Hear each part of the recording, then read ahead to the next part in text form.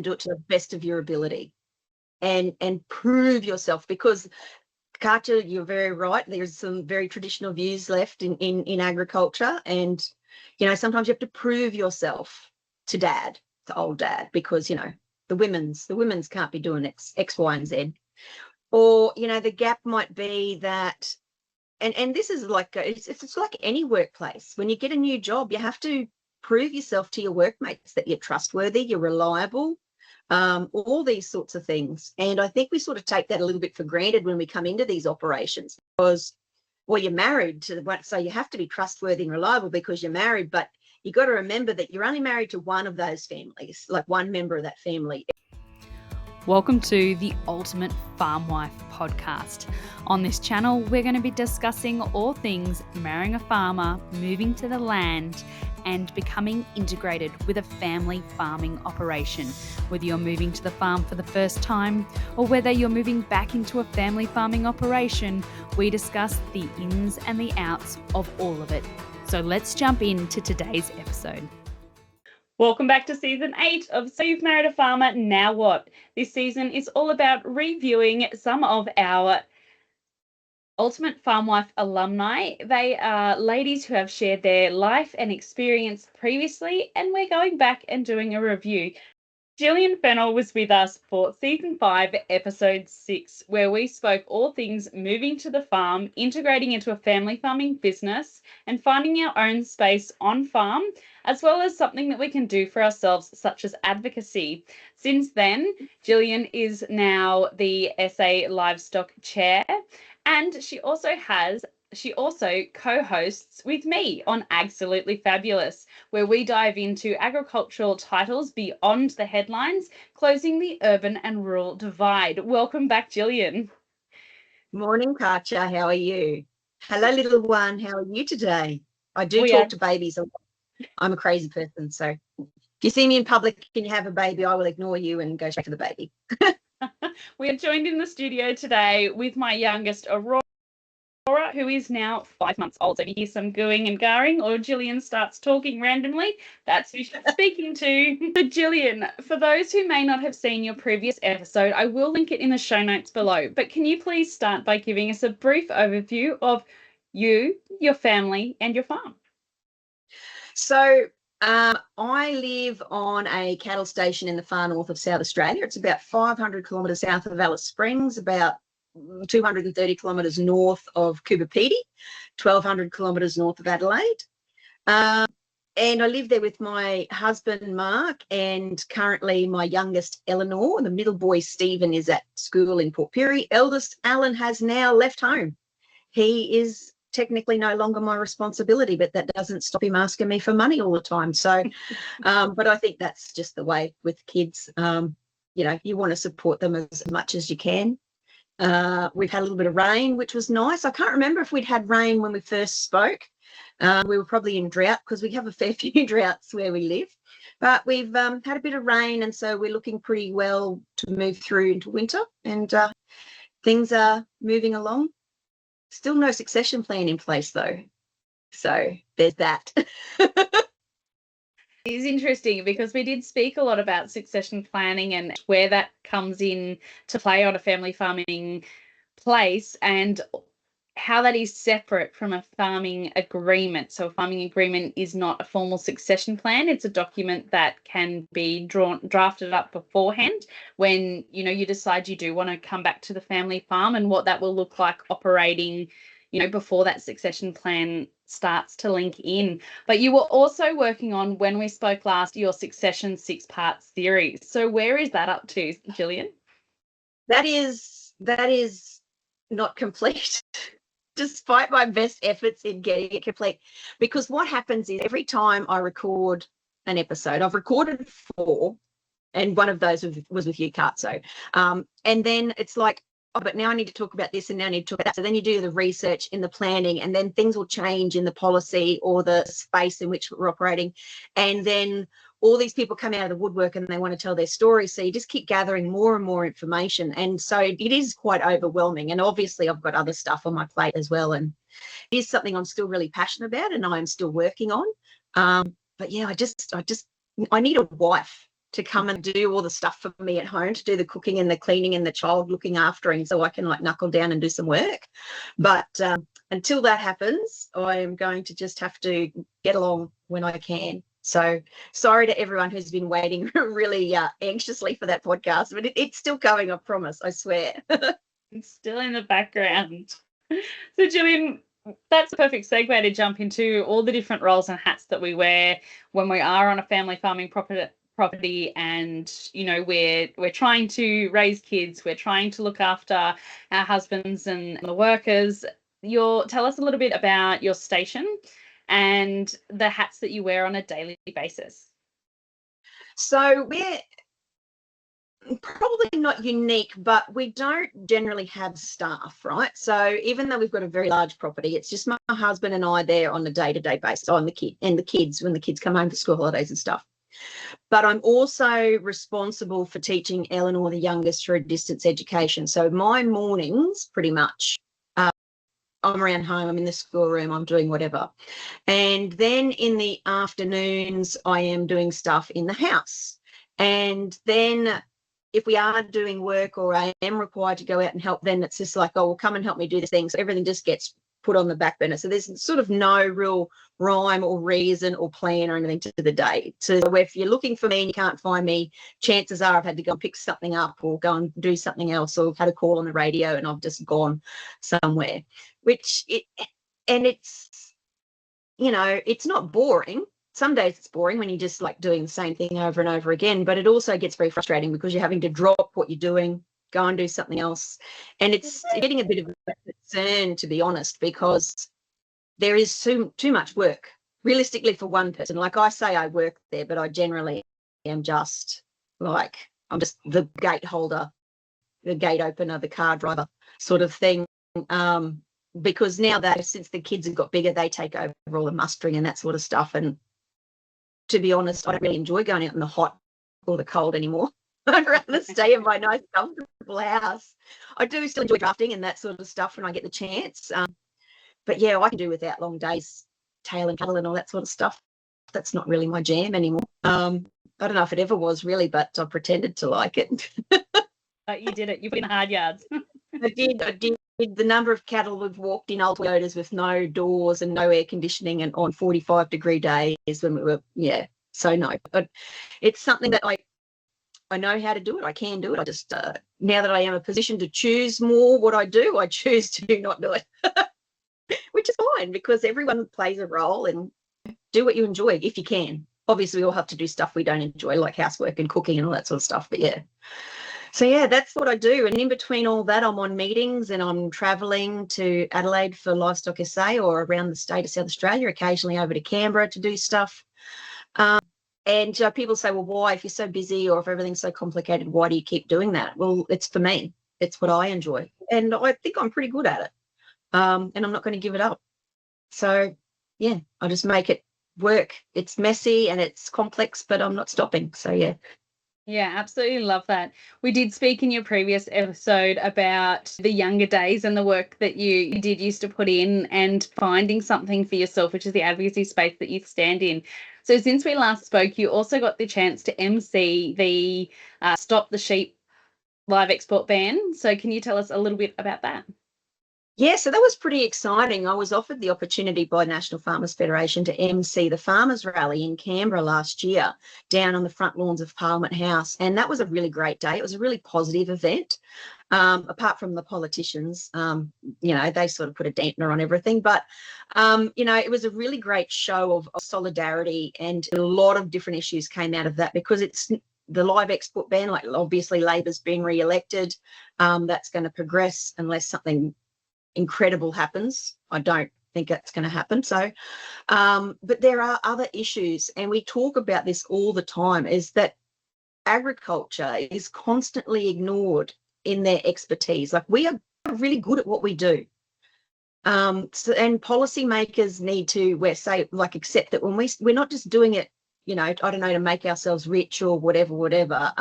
It's because policy that they make impacts greatly on our capacity to be sustainable, resilient, profitable, producing affordable food and fibre on the scale and the quality that we do. And everyone's just really, really sick of it. And we're starting to take it personally. It's like, oh, well, everyone's attacking farmers.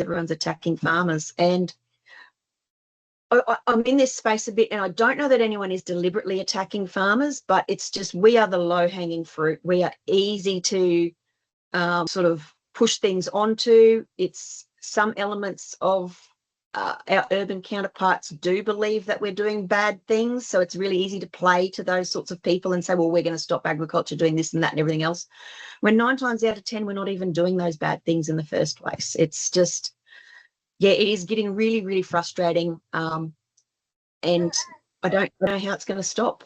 Like, yeah, I don't know what to do about it. It's starting to really upset me and keep me awake at night. If anyone has any thoughts on that, please send Gillian a message. She is big over on X. It'll help her sleep better, and it'll help you have your say as well. Yeah, we need to all come together a bit more, I think. We might not like some of the things that our advocates and representatives do and say, but again, it comes down to this is what they do. They're good at it. So take their word for it when they say, this is the path we have to take. But feel free to give your feedback. Always happy to hear it. If you've got some great ideas, I'd love to hear them. Yes, and we did speak about in the previous episode about finding your place if it's something that you are passionate about. What's that favourite saying that you have, Gillian? If you do not participate, you forfeit your right to complain. So, yeah, and participation can take many different forms. If I had $1 for every time someone said to me, maybe this or your organisation should do this, when it's something that we are actually doing, and communicate regularly in our newsletters, in our communications, and it's just like, mate, read the stuff we send you. We're already doing that. So participation can sometimes just be as simple as just reading what you're sent by your representatives and by your farmer bodies and your local groups. And as much as we may not like it, you have to read things that you may not agree with. You have to find out what other people who set policy are thinking and talking about and what's important to them, because otherwise, how can we make change? Yeah, absolutely. So, Gillian, after your episode went live, I did have some questions come through, which I have earmarked to come back and speak to you about. So, in one of those conversations, we spoke about opening up conversations, not necessarily about the succession planning side of things, because that is a whole new complex system, complex agreement that a lot of people don't necessarily want to speak about, and it's a long-term game. But we did speak about finding your place in the family farming business. And so one of the questions that has come through is, if you are new to the family farming business, if you have just married your farmer, moved to the farm, how do you initiate that open conversation without sounding too pushy? Now, that is a really big concern, particularly for the women on the farm, because typically, not all farms, but typically, there is still those very traditional gender roles that are still applied in old-fashioned farming. And so that is a really big concern, is you don't want to be seen as taking over or being too pushy. How do we open that conversation up? I think that you have to start with your partner. And if you haven't had these conversations before you get married and move to the farm, that's a big red flag. I'm really sorry. And I can say this with confidence because, walking red flag right here, in love, hearts in eyes, everything else. Walked myself into a situation that, I was very ill-equipped to deal with and had no concept of actually what was going to happen, just like stars in your eyes, perfection, everything's going to be a beautiful dream. I'd like to think that, my experience and the experience of many other ladies who've married in farming families can sort of temper that for the younger people coming into farming families. And together with your partner, identify where the gaps are, because in every operation, because a farm is a farm, it's a home, but it's also a business. So in every operation, there's a gap. And when I talk about sometimes you'll have to do things you don't want to do, and this is you have to prove yourself. You have to so maybe the gap is there's no one to clean all the trobs out. So offer to fill that gap. and do it to the best of your ability and prove yourself. Because Katja, you're very right. There's some very traditional views left in agriculture, and sometimes you have to prove yourself to dad, to old dad, because the women's can't be doing X, Y, and Z. Or the gap might be that, and this is it's like any workplace. When you get a new job, you have to prove yourself to your workmates that you're trustworthy, you're reliable, all these sorts of things. And I think we sort of take that a little bit for granted when we come into these operations, because, well, you're married to so you have to be trustworthy and reliable because you're married, but you got to remember that you're only married to one of those families, like one member of that family. Everyone else still, might have their doubts or think you're a stranger, or, have their misgivings, especially if you marry the eldest, because he is the baby, and often he's got all these other different expectations and everything on him. So it is a challenging thing to navigate. And once you sort of build that trust and that relationship and I guess prove yourself, then you can start saying like, okay, I see such and such might need a hand with this. Do you want me to help? Offer to help. Like, I can do X, I can do Y. But don't be disheartened if you get rebuffed, because what I think we often miss is that for the mums, like the mother-in-law in these relationships, is her jobs are part of her farming identity, and to take that away from her, then you're sort of making her sort of feel left out or like a stranger, and you may not be doing this intentionally. I don't think anyone probably would do it intentionally if they're a normal person, but you've got to respect that that's her patch. She's always cooked for the shearers, or she's always, done the fence runs, or she's always done the parts ordering or whatever. And you might be really keen and eager and want to help and have new fashion, technological ways to do everything. But that's her job. You don't walk into a workplace and start taking someone else's job if you want to have a long-term cohesive relationship. And, offer to help, but if she says no, don't take it personally.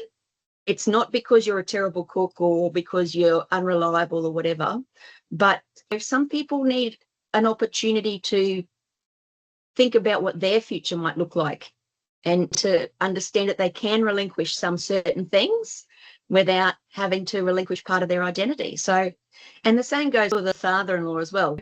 Son comes back to the farm, all of a sudden he's not the one doing the day-to-day work anymore, so his identity is challenged and all this sort of stuff. So yeah, it is fraught with danger, I guess, to sort of be really gung-ho and enthusiastic and that sort of stuff, and to sort of barrel in and take over. And that's probably my best advice, is just identify where those gaps lie, offer to fill them, do them to the best of your ability, and build trust and a good working relationship with the other people on the farm. This is your Save the Date. The countdown is on for the return of the Harvest Her Power Farm Wives and Females in Agriculture Empowerment and Skills Conference, February the 23rd to 24th, 2026. Mark your calendars for this 2-day unforgettable inspiration, hands-on learning sisterhood of soul-fueled energy. Last year was such a success.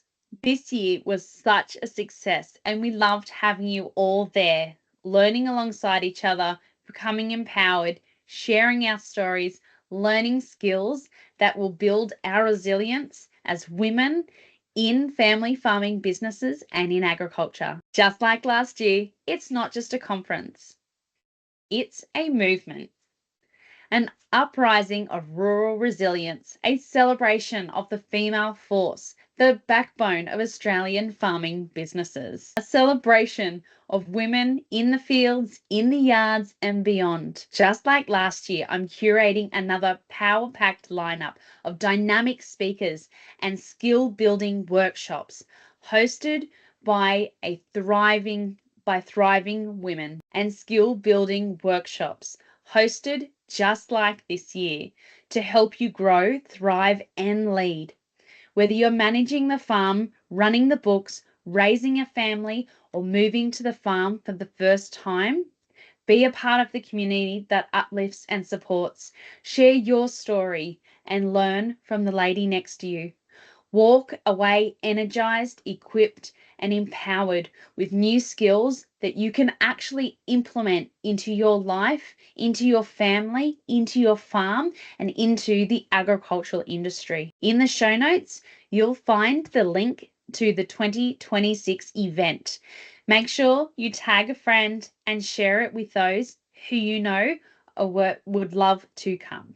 Absolutely. And start those conversations first with your husband or your partner, and then move into it, because he'll have a pretty good idea of how to gauge what the family farming dynamic is, why they do things the way that they do, and will help with that smoothing of transition as well. And it does take time. It takes a lot of time as well to be able to transition into a family farming business. There's people that I've spoken to who have been on farm, 10, 15 years, and they're still in the process of transitioning into the family farming business, because sometimes it operates with just, there's not enough, as you said, there's not enough there's not enough time sometimes for them to get the work done. So then they will need you, but then other times they don't need you. And that's where you can really focus on what it is that makes you happy and fills your cup. Yeah. And it never lose that part of yourself. Like, the farm is important, obviously, because if you marry into a farming family, you'll understand very quickly how important it is to everyone's identity, to your income, to where you live, to everything.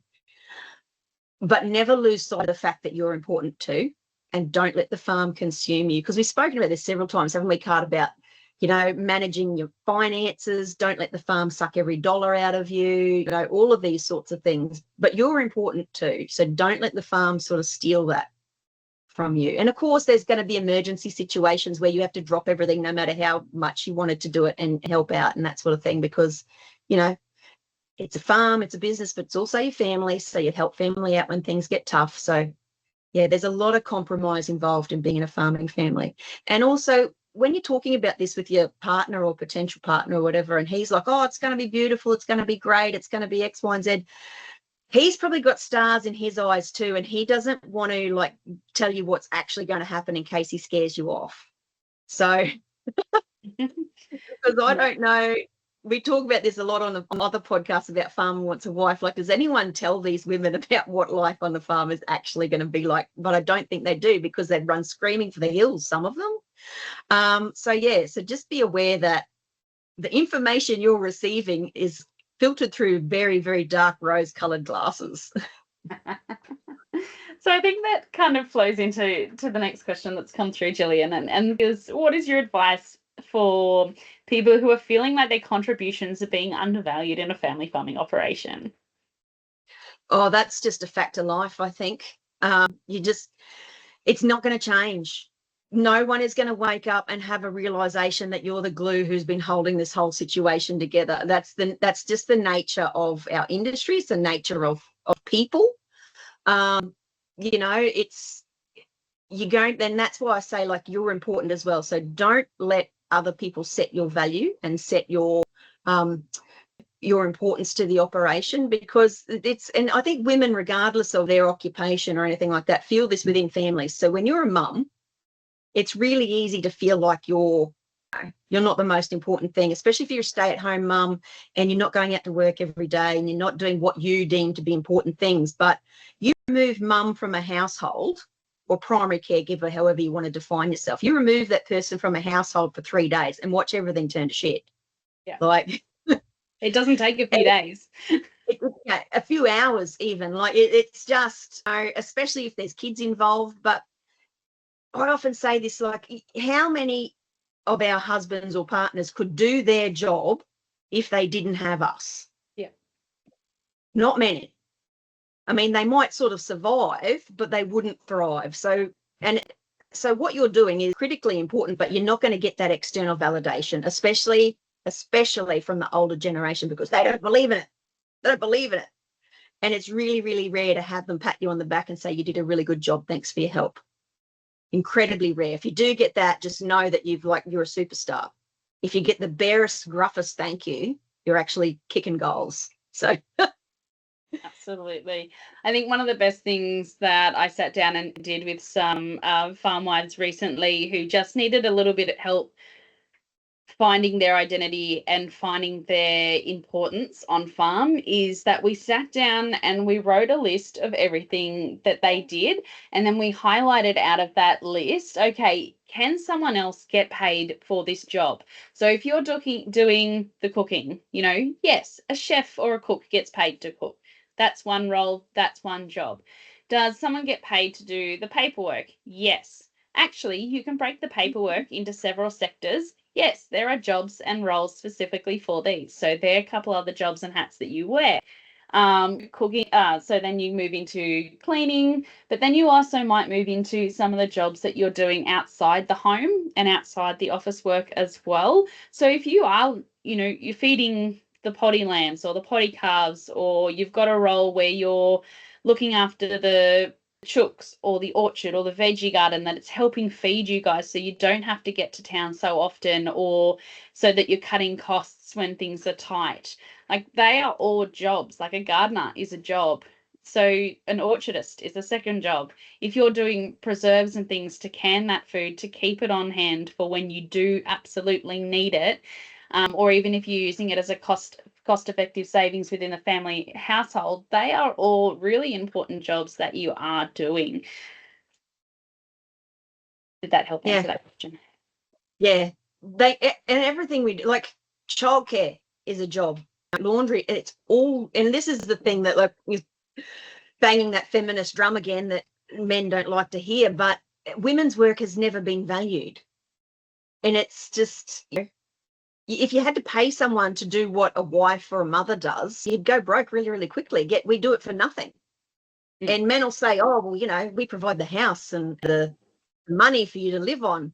Yeah, but if I didn't have any of this, I could do that for myself. So it's an interesting space to be in as a woman and try and navigate all these things, because we do want to, not everyone, but a lot of ladies do want to have families and houses and relationships and all those sorts of things. And we know that some of those duties are going to fall to us. But being acknowledged and recognised and valued for our work is an ongoing work in progress. I think if you're looking for validation, you need to look for it outside the family farming unit. Sometimes you need to look at it either by building your own self-confidence, your own awareness about what it is that you do, because only you know what your contribution is. Only you know that you are the glue that holds the family farm together. So growing confidence around that, awareness of it. Some ways that some people have spoken about previously on the podcast about doing is actually keeping a journal about the jobs that they do, or their gratitude for the day, where they've noticed that they have made a difference. So we went to go tag the calves this year, or went to go do the vaccinations, and I'd already done the head count of the paddock, bought the vaccination, had it on hand, so we didn't get the cattle in the yards and then realised we don't have the vaccination. That's a win. That is a win. If you're helping do any of those tiny little bits of efficiency that may be one-upping last year or the previous season. Yeah, and you won't, and like you said, Katja, you're not going to get that in your own farming family, because they've never experienced a different way of life. Like, mum has always just done everything, and whenever she was asked, because that's just the nature of how we live. And I think that's why a lot of the older generation now really struggle with the modern sort of farm wife, is like, I live here and I love my husband and that's really cool, but don't expect me to do all of what mum does, because that's not me. I've got my own life. I have my own sort of dreams, desires and everything else. And it's like, but hang on, who's going to do all this stuff? That's usually the woman's responsibility. And it's really challenging and frightening for them, because they can't conceive of a different way of being. And in that sense, like, I do have a little bit of empathy for people, because, anything new and challenging is hard to deal with. But on the other hand, they're grown-ups and may have to build a bridge and get over it. Like, times change. Get with the program. The Barnyard Language Podcast is honest talk about running farms and raising families, hosted by us, Katie and Arlene, an Iowa sheep farmer and an Ontario dairy farmer with 6 kids, 2 husbands, and a whole lot of chaos between us. We talk to guests who have life experience that's relatable to parents in agriculture and offer resources, perspective, compassion, a few swears, and lots of laughs. Whether your farm is a raised bed in your backyard or 10,000 acres. Whether your family is in the planning stages or you've got a dozen kids. If you've ever had a car seat in a combine, a stroller in a stable, or you have a toddler or a teen in your tractor, this is the podcast for you. Subscribe to Barnyard Language today on your favorite podcast platform. If you've got a community group such as the Ultimate Farm Wife, if you've joined a local CWA, there are other places where you can get that validation because there are other farming women who get it. They see it, they understand it. So if you're listening to this episode and some of this is resonating with you, jump onto the socials, find the social tile that matches it, and leave your comments below for the episode. That's another way that you can engage with the community we're building here over on the Ultimate Farm Wife. I think it is a good thing. And I think about, what if we had a campaign and that sort of thing? And we do have the International Day of Women in Agriculture and that sort of stuff. But I think we really need to be careful not to go down that bank of farmer slope. Like, it's just acknowledgement and recognition of our contribution, I think, is vital. But it needs to actually mean something, not just a pat on the back and then go back to doing the work of 3 people the day after. So if we're able to do it, not constantly, but if we can be reminded and be trying to do something weekly, our mental health will really benefit from that. It's not just saving everything for one day and being like big expectations. I think other days that are big expectation days would be Are You Okay Day, or even Mother's Day and Christmas. We know in a lot of families that brings a lot of anxiety, it brings a lot of expectations, and then at the end of the day you can have a fantastic day. That's great, we really hope that you do, but for a lot of people there's a lot of letdown, there's a lot of disappointment because they've saved everything for this one day and they just want to thank you, or they want things to run smoothly on that day, and it very rarely does on a farm. So I think if we're doing that continuously, Gillian, living in the middle of nowhere like you do, yourself, what would people talk about and classify as self-care practices for that mental health and for that self-care would look quite differently to some of us who live in town or close to a town. So can you tell us a little bit about what you do to make yourself feel less rural and less remote, even though geographically you're quite isolated? I don't mind living where I live, to be honest, because crowds and big cities and stuff have never really been my thing. I find all the constant noise and movement really overwhelming. So when I do have to go to cities and stuff, especially moving through airports and stuff, that's a big, big challenge for me, and I find it so exhausting. Self-care for me is, it varies, from day to day. Like, sometimes I might do a bit of painting, or I'll start a renovation project that I'll never finish. I love that one. I dabble in a little bit of online shopping because it's always nice to get a nice parcel from eBay or something like that. The amount of high heels and ball gowns I own is incredible because I do like pretty things and I like to see them and that sort of thing. And it's something that it's very unique for each individual. Like, every now and again, like, I've just bought a horse. She hasn't arrived yet. She's still down at the farm, but when she gets transported up, I'll be mucking around with horses again. And again, I don't know what it is about us farm wives, but everything that we use as self-care looks like more work. Like, a friend of mine bought herself a dairy cow. I don't know what would possess her to do that because she had to milk it, and crazy, but she really enjoyed it. Having that hour to herself every morning when she'd go out and milk the cow and all that sort of stuff. And then she'd make cheese with the excess and all that sort of stuff. And so and I do use social media a lot. I've got a lot of close friends on social media. Some of them I've never met in person, but we have good chats and that sort of stuff. And it is also a really good way to keep up to date with what's happening in the world on a real-time basis. So but self-care it's different for everyone, and even for my own self it varies from moment to moment. Sometimes all I want is just to sit on the couch and play Tetris on my phone and just zone out. And sometimes I'd want to be active. It's you just find what fits for you. Yeah, absolutely. Are you part of our Ultimate Farm Wife group yet? If you've been loving the Ultimate Farm Wife podcast, our posts and everything that we share here, then you're going to love what's happening inside the private Facebook group even more. This is your personal invitation to come behind the scenes and connect with other women in agriculture, women who get it. The early mornings, the endless to-do list, the love, the heartbreaks, and the strength it takes to be both soft and strong in farming life. Inside the group, you'll find real conversations about farm life, the good, the hard, and the beautiful. A safe, supportive space to ask questions, share your story, or just listen. Inspiration, engagement, and sisterhood of like-minded women, alumni, and friends of the podcast, growing a stronger community together. So whether you've married into the farm, you're stepping into a legacy, or you've built your dreams from the ground up, you belong here. How to start engaging? Join the group. In the show notes, there will be a link to the Facebook page, or jump on Facebook and look up the Ultimate Farm Wives and send an invitation. Introduce yourself and tell us where you're from and what your farm life looks like. Join the chats, ask some questions, and simply be part of the support system we're growing here at the Ultimate Farm Wife. Tag or invite fellow farm wives who need the space too. This is your place to thrive, not just survive. Come find your people. We are here.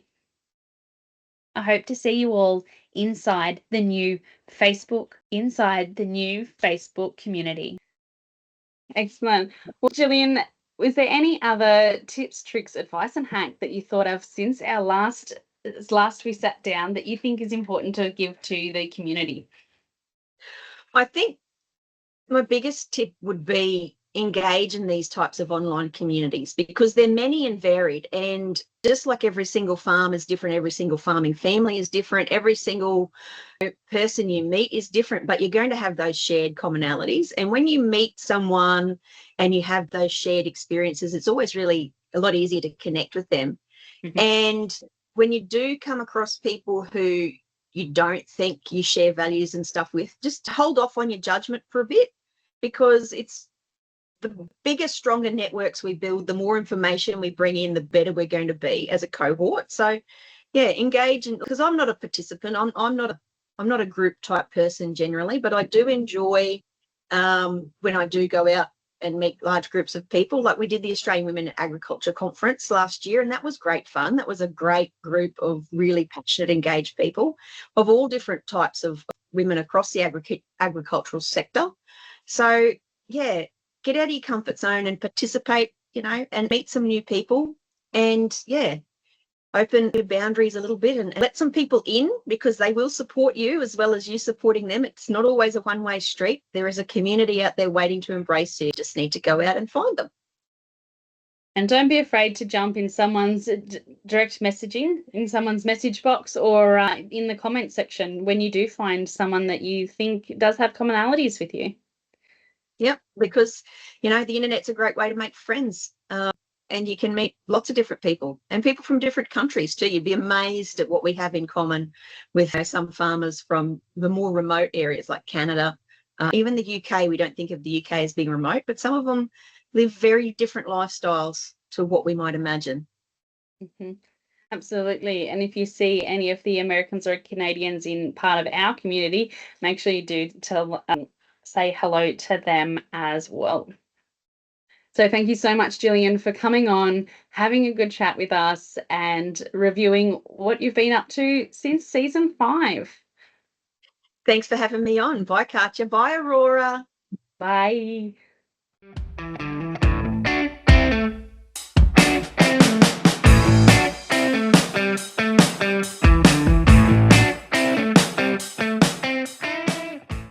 Hi, welcome to Agsolutley Fabulous. My name is Gillian Fennell, also known as Station Mum 101.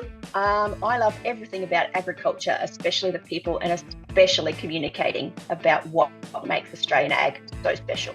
And I'm Katja Williams, a beef, cattle and cropping farmer, and I love all things ag, and I'm also known as the Ultimate Farm Wife. Together, we are Agsolutley Fabulous, and we are talking all things agriculture beyond the headlines. And we can't wait to give our opinion to you. If you're not already following the Agsolutley Fabulous podcast with Gillian and myself, please make sure you subscribe where you get your podcasts, or go and see us over on the YouTube channel. Until then, see you guys.